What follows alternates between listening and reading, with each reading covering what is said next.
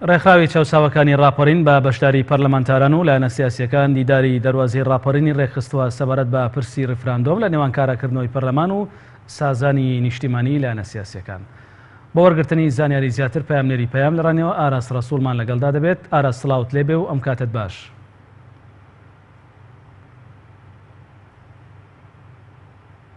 ئەو مامۆسازانە لە تۆ و لە تەواوی بینەرانی کەناڵی ئاسمانی پەیام. چالاکی ئەمڕۆی ڕێکخراوی چاوساوەکانی ڕاپەڕین چییە و ئامانجیان لەو چالاکیە چییە؟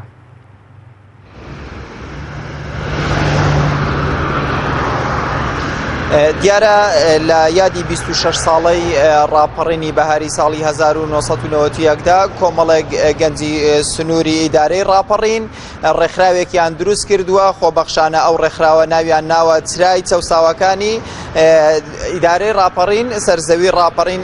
ئەمانە دیارە کۆمەڵێکەوەی دوای ڕاپەڕینن بەهۆی نیگەرانیان لە بارودۆخی سیاسی و خراپی دارایی هاوڵاتیانی هەرێمی کوردستان و ئەم ئاڵۆزیە سیاسیانەی کە لە گۆڕەپانی سیاسی هەرێمی کوردستاندا ڕوودەدەن نیگەرانن و کۆمەڵێک کارنامە و هەنگاویان ناوە.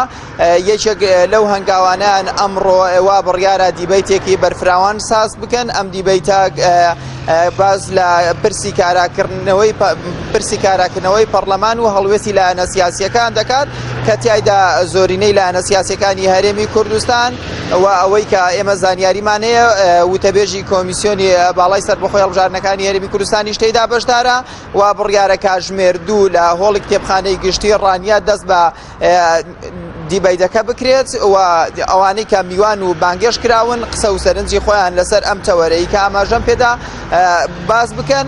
ساعت 2 دەست پێ دەکات و بڕیارە تا ساعت 5 ئێوارە درێژەی هەبێت.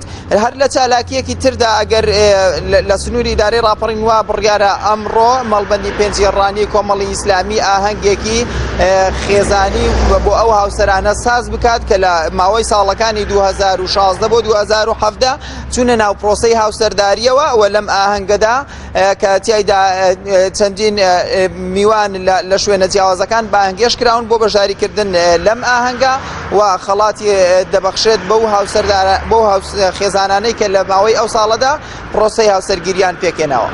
بەڵێ ئاراس ڕەسوول پەیامنێری پەیام زۆر سپاس کە ڕاستەوخۆ لە شاری ڕانیەوە لەگەڵمان بووی.